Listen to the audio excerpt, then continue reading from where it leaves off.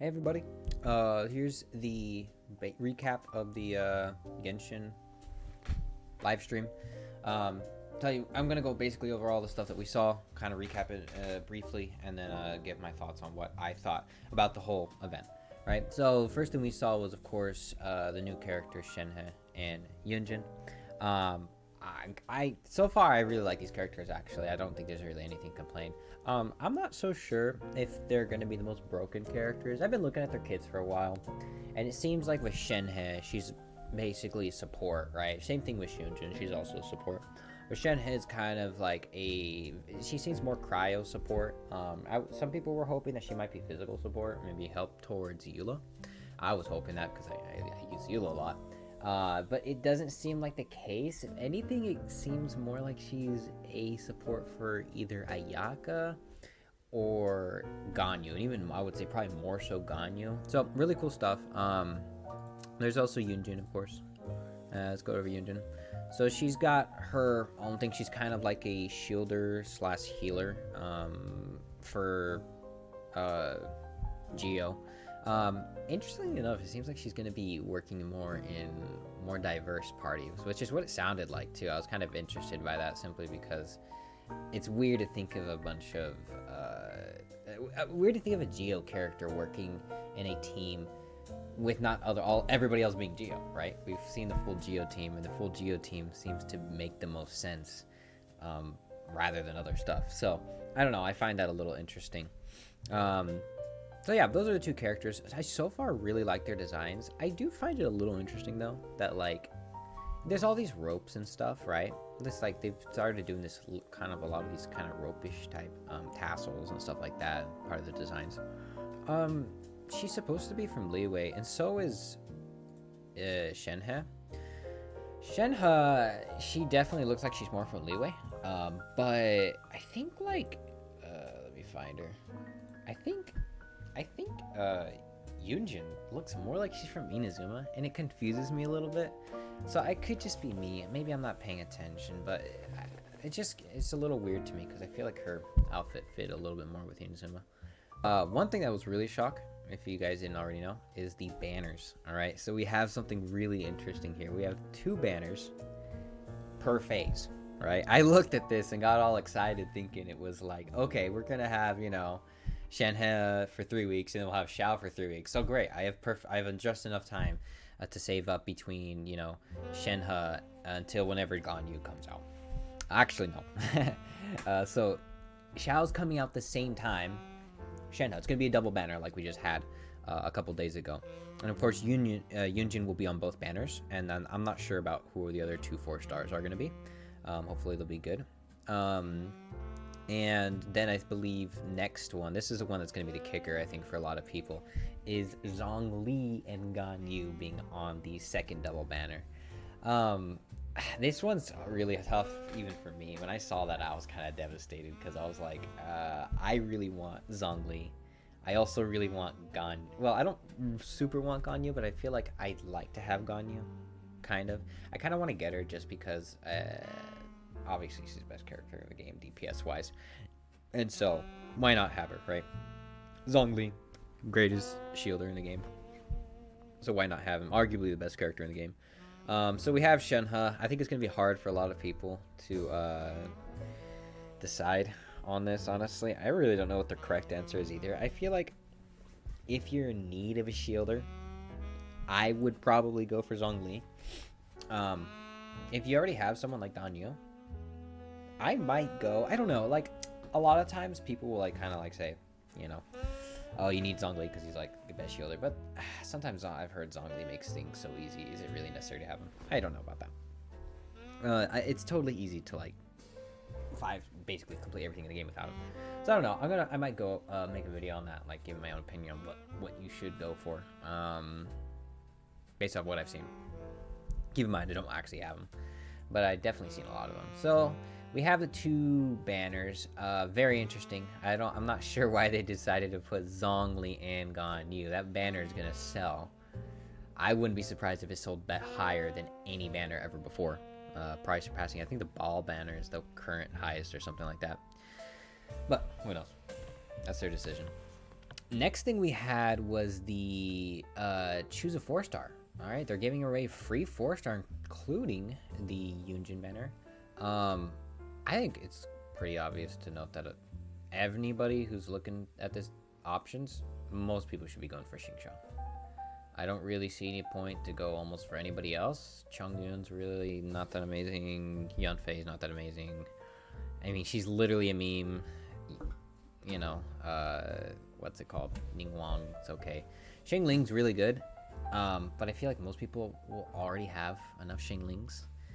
Beto's good too, but, you know, she's no Xingqiu, right? Xingqiu is really important as a character. I'm going to be going for him because I only have him at C3.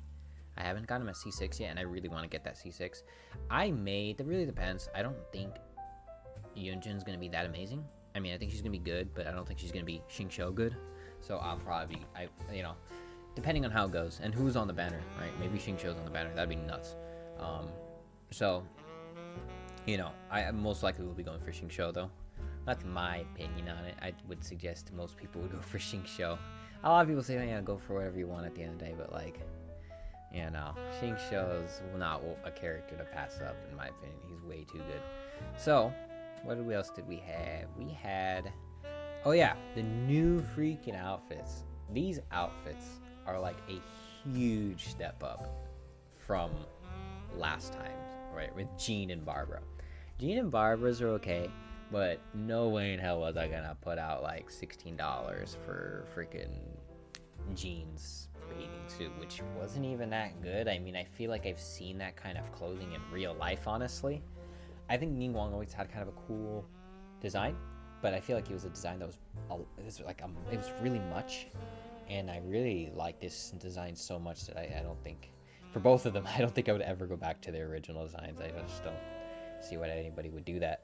But I'm surprised for Ningguang. Ningguang's like really, really good too, and you get her for free. So definitely don't skip out on this. If you can, make sure you get this one because it's gonna be free and it looks really freaking cool. Kaching's, I knew the day would come when Kaching would get one, and I do really want to get it. I think, I don't know. We'll see how much it is. I know it's gonna be on sale for a little bit. It's not going away forever. Good thing is none of these will go away forever, but the price, this one's only gonna be free for a short amount of time. This one's gonna be on discount, I think like 25% off or something during the limited time event. So really cool designs overall. I'm really liking these designs, these skins. If they come out with more skins like this, sometimes I feel like they should do more skins like this, and I don't feel like it's that difficult because I can make another way for MiHoYo to make money without having to like affect our gameplay so much, right? But that's another thing. Let's continue on. So we're basically having a new, it's kind of like that labyrinth event we had with Inazuma, where you had like those, like some banners you had, and they would like boost your like a cryo banner or a flame, like a pyro banner, or something like that. Seems like they're kind of doing the same thing, just with potions this time, which is an interesting idea. It just doesn't. I mean, I don't know. It doesn't seem anything that special to me. It's like really just like a whole medal system again. I'm assuming that getting 250 is really not hard. I don't think it is. You basically just go in there. I mean, I literally completed the whole first event with Inazuma without using any of the banners ever, because I didn't even understand them. I just went in with my characters and just just brute force it, and I did. So I don't think these will be that hard. I mean, yeah, we'll see what they look like. But I don't know. Looks interesting. It's kind of similar, I think, in form. You kind of just go around fighting guys and use those potions to kind of buff you up at certain moments. And the thing I don't like about it, to be honest, is that they always do this thing where like they give you trial characters. And I don't really like this because it's like I want more of a reason to use the characters I built. And I don't really understand why it is that I can't use my characters, because a lot of the time my characters are built way better than the trial characters they give you. And the trial characters aren't even built well for normal standards, I feel. They're just built okay. And so I don't really feel like, what's the point of like giving us the option? Yeah, I can play with like a character like Ganyu. I don't have her. I don't have Zhongli. But I don't really get to play with her in a way that like I would have wanted to. And especially, what's the point in playing with a character that like you don't have in reality? If you don't have him, you're gonna play for them 5 seconds, and then that's it. I don't know. Maybe so like you can make some decisions, but I feel like if they wanted to do that, they could just add more to like the trials that they do for when a new characters come out. Let's see what else we got. We apparently it seems like we have another Pokemon Snap sort of thing, except it's not even that advanced. I think you just kind of go around. This event doesn't look all that fancy to me either. It's like whatever. It simply just looked like you just go around, find these Tanuki things, and then take a picture of them, and then that's it. And yeah, that's, I don't know. I'm not a big fan of this. I know they always try to do something like this, but I just don't really see the point. I mean, I guess some people find it fun, but it's like, to me, this is really just a super small knickknack. Let's see what else. Well, bring out the prop hunt. I on one hand, I still like this event, but it's like I said earlier, like, okay, they're just kind of reusing this event. You guys, like, Genshin could totally just leave this game mode into the game. And guess what? They ain't gonna hurt them. Nobody's gonna complain. No one's gonna be like, oh, you should really just leave it for events. Like, what? No, why would anybody do that? And it was a fun game. But, they're just kind of... I mean, it's a fun game. I liked it when we did it, but when they added in Genshin the first one, it was fun to play. I just wish there were, like, more maps, maybe. More areas you could do it. And also, like, it didn't go away. Because I just feel like it's another reason. It's another excuse for why they don't have to make new game modes. Let's see what else is going on. Yes, the big thing that's, like, everybody's talking about is the freaking under cave area. There's a new area, and which is really nice. Everybody's kind of like really happy because obviously we've had like there hasn't been much to do in Genshin lately, and so we have this new area coming out, and it's right. It goes apparently it's supposed to be like you go down here, and then that will be like open up you to the new area, which is cool. I like that idea. Inazuma's honestly getting really big though. I feel like if Inazuma's supposed to represent Japan, I'm like, man, Japan ain't that big. But okay. I mean, if freaking Leeway's supposed to represent China, it's like, man, I would have expected Leeway to be bigger. But no, Inazuma's getting really big, like to the point where I'm like, they might be bigger than Leeway now, which is cool. I'm not gonna complain. But yeah, we've got like this whole underground thing. It looks really cool. Something they did, which is like it's obviously a small knickknack, but I still really like it. Is like the apparently you can change. Like there's this beacon here, whatever you want to call it. It basically shines a light. And I think when you first get into the cave, like it's not on. That light isn't on, so it's really dark everywhere. And so you have to like I'm sure somewhere through the quests and stuff that you do, you're going to end up ultimately turning that light on and bringing like light to the cave, whatever, some sort of very emotional symbolic thing. But something cool you can do is you can like turn it off and on again. I think that was pretty cool.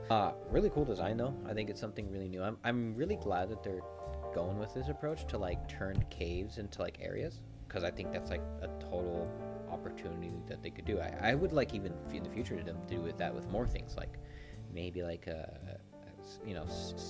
floating islands, right? A kingdom in the clouds, something like that. That looks pretty cool though. I'm not gonna lie.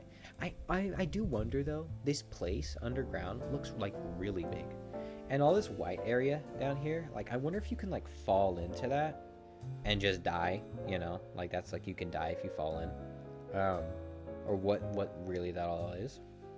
I also wonder how big this really is, because it seems really big, like, oh, does it really go far out?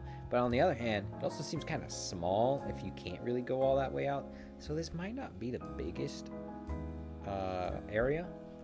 I don't even know if it'll be bigger than Watatsami Island, right? Probably not, just because you just think logistically, how would that work? So I don't know. But nevertheless, I think it's still cool. Like, I wasn't expecting a new area this update, and to see that we got one, and it looks really cool. Like, oh, actually, I didn't know there was sunshine too. So that's gonna be really interesting. We're looking really forward. A lot of the images that we're seeing are like really pretty. Won't deny that. And also, we have the Lantern Rite Festival. I guess that's like the biggest thing, right? Kind of forgot about that. Yeah, for the Rancher and Ride Festival, we have like 2 knick-knack games. We got some one like you have to make. Yeah, you have to make freaking fireworks. I don't really care about this at all. I just feel like it's whatever. It's literally just like get materials and then press a button enough times until you reach this part of the level of the scale, and then for the size, press it until you reach that much, and then height, press it until you reach that much. I don't really see how that's. I feel like they could have even put more thought into this. Maybe don't just tell them exactly what they're supposed to do, and the person who's like the player has to figure it out, right? And every time they don't get a good one, they have to go get more materials to make good right ones, and that's how you learn, right? So I don't know. I don't really. This event, in my opinion, looks kind of stupid. We also have this puzzle event, which is, I don't know. It's okay. I mean, it's interesting, but it feels like something you literally just see at like a stand at like a carnival fair, and you'd be like, oh, that was interesting, and then you'd be like, okay, all right, where's the better games now? So I don't know. We also have this thing to pick up like the we have to like pick up some ingredients. I think this is where you pick up the ingredients. You end up just like going around, which is actually cool. I think they are bringing the bow over to Leeway, I hope. So that's like those 2 events, and I think that's basically. Oh yeah, we gotta fight Osile again. He might be a weekly boss. I wouldn't be surprised. I think he is a weekly boss, but seems interesting. They're actually turning him into. I like that. I was worried that it was literally just gonna be like, hey, remember that event you did, that quest you did where you had to fight Osile? Let's do it again. And you just do it again. That was it. It was just part of a story quest. But they're actually making it like a boss, so that's pretty cool. And then we're back up to where we got the free characters. So yeah, other than that, I think that's basically it. They made a few tweaks in terms of like the UI and how things work, and I thought this was funny because now you can change what's on your wheel. So you can finally get rid of that book that I know no one's been using, most likely. So yeah, you can now edit that, and yeah, I guess there's like some more UI stuff. Yeah, so they have new DVDs coming out, and then that was basically it. So I think honestly the stuff we saw is really cool. I'm not. Some people were saying like, oh, this changes Genshin Impact forever. I feel like most of those people were just kind of over-exaggerating a bit. I don't really think they think that.